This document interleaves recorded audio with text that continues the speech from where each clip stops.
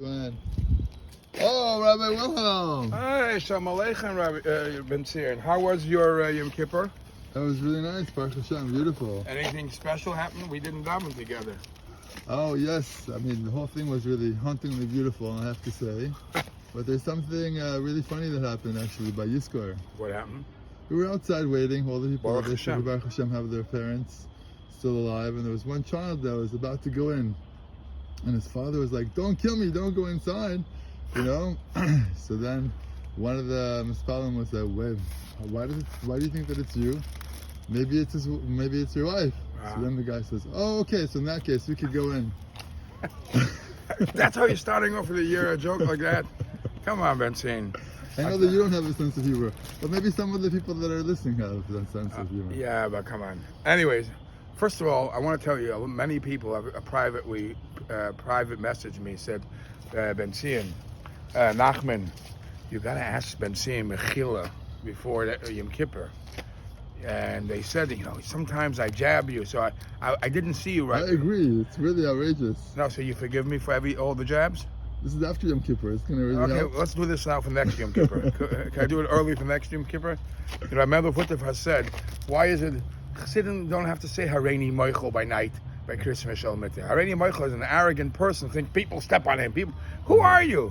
So I figured you're a chassid, it's in the light of fun. Anyways, Benzine. I forgive you 100%, and I understand that you have a sense of humor, and we appreciate that. All right, bro. You're a very funny guy, but looks aren't everything. Let's go inside over here. What's going on over here? Let me tell you something. I want to show you something. Oh. Hold on, Benzine. This Yeah? used to be a 3-car garage. Uh-huh. A 3-car garage. Literally, this is one opening, a second. Under every light was. It turned into become a marvelous shul. Yeah, this is what it's becoming. Baruch Hashem. Wow. I'm laughing because you see all these equipment. Come over here. You see all these equipment. Yeah.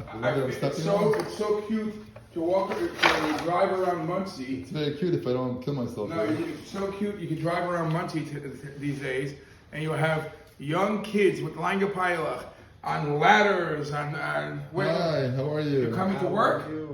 No, because he tell me he's not finished yet. Yeah, so what are you? I pick up the door. He told Okay, me. it's over there. Okay. The young kids with a little pilach are schlepping ladders and drills and very. I hope they know what they're doing, because you'll see them with screwdrivers and drills. Are you offering to help? Should I put up a sign?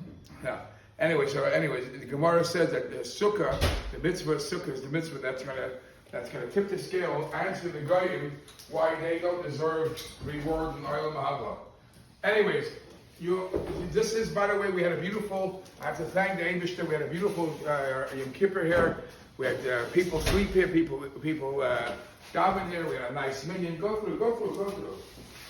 This gentleman. You can take the door through the door. This gentleman did some beautiful work here. And this show is going to open the doors of people's hearts and minds, right? Look at the Aron Kodesh here. Look at go look at the Aron Kodesh. Wow. No, it's hand work, hand art. I'm not allowed. The Gemara says in Bava Metzia that if you have a good host, you're not allowed to publicize it. You know why? Because then everybody's going to want to go there. If I say, I'm not going to tell anybody about this place. I'm saying I'm not going to say who put together that Aron Kodesh, because then everybody can not. And he's a very busy man at golden hearts. Anyways, let's talk a little about Sukkos. This week is Sukkos.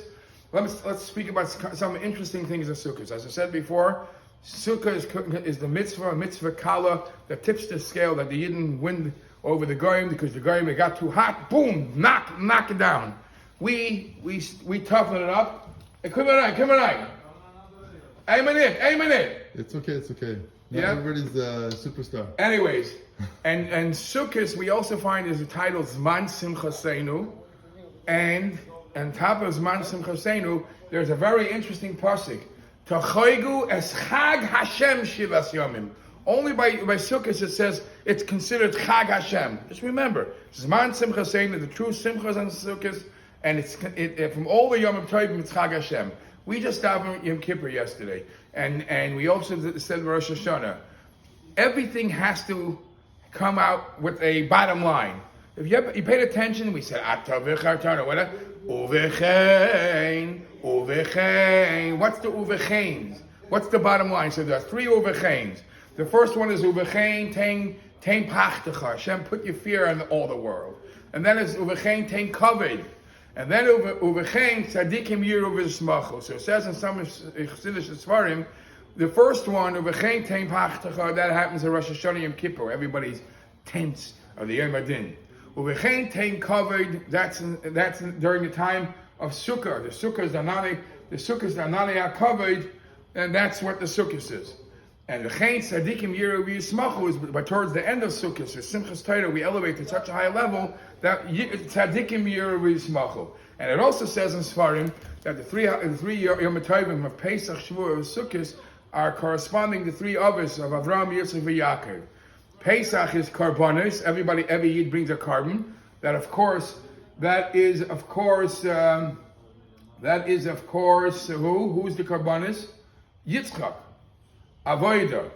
No, a cheat sheet. Sukkos. Watch your finger. Watch your feet. I want to sue you. Sukkos is Gemilas Chasadim. Ruim Kol Yisrael Leisha B'Sukkah Achas. Sukkos, and that's Gemilas Chasadim. Those are the three things: Torah, Avoida, Gemilas Chasadim. You can't keep these two. 1 minute. Torah, Avoida, Gemilas Chasadim. This is Rabbi Leitner. Rabbi Leitner is the Rav of the shul where I go to, right? And I'm still continue going. It's an emes a good Chassidish shul with a tam, yesh by tam v'yesh by reach. And So why are you boreach? No, I'm not boreach. Rabbi Leitner, this is a crowd of people. Was hands up to Dvar Torah. Yes, 2 or 3 people. You want to share with us a short thing about Sukkot? Abendblatt. Sukkot, Yom Kippur. Kennst du das auf Yiddish, auf Englisch?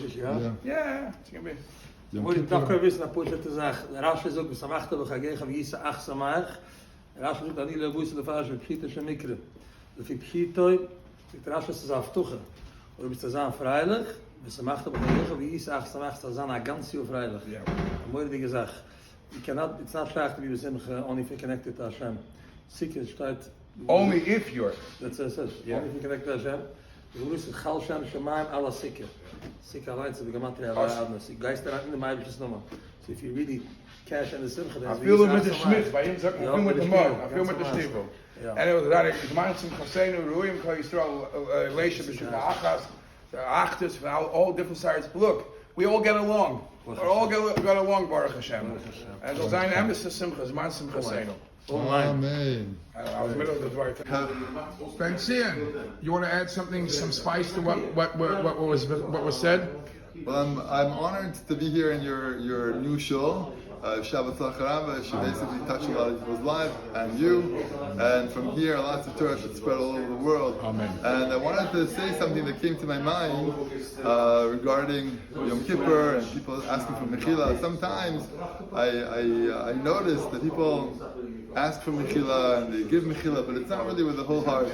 And you can basically see people justify their behavior because of this or because of that. So it's not really 100% be'emes. And there's the Rebbe Maharash's special vort that he says, you're not fooling the Eibusher and you're not fooling me. The only person you're fooling is yourself. And what's the concept of fooling a fool? So really, there's a whole klal that I learned regarding one of the things regarding Rosh Hashanah, also regarding Tzavim, how there's a certain klal that other people you look down upon, you underestimate them, but yourself you overestimate. So we have all these chances to be ba'achdus. We have Rosh Hashanah, we have Aseret Tshuva, you have Yom Kippur, and now one last chance we have Sukkot to kind of get together and be together as one, and to actually unite with other people with the 4 minutes, sitting together in the sukkah. So there's a story that I want to share that I think, for me, it seems very powerful. I need your full attention over here. Oh, yeah.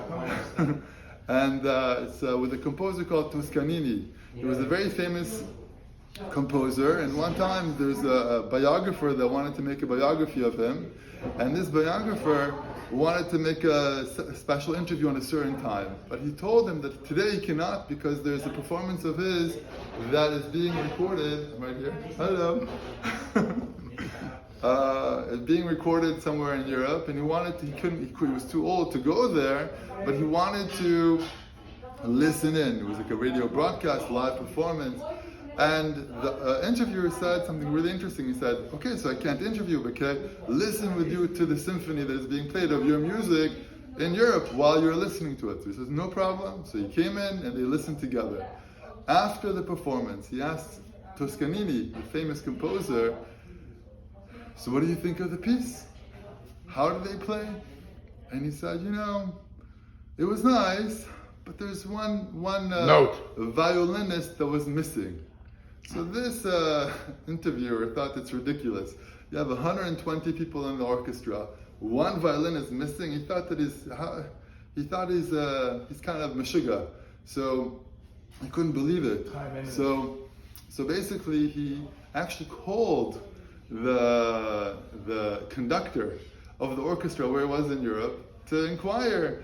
And it's exactly like Toscanini said. One of the violinists got into a car accident, and he couldn't make it to the show. The professional with so the ear. He couldn't understand how could he hear? One person, couldn't hear from a whole orchestra of 120. So the next time at the interview, he tells them, "I called. They didn't believe you," and it's true. The one violinist couldn't make it. So Toscanini, he said that I heard it because I wrote the piece. So I know how it's supposed to sound, and I heard that there's one note that was missing. Yeah.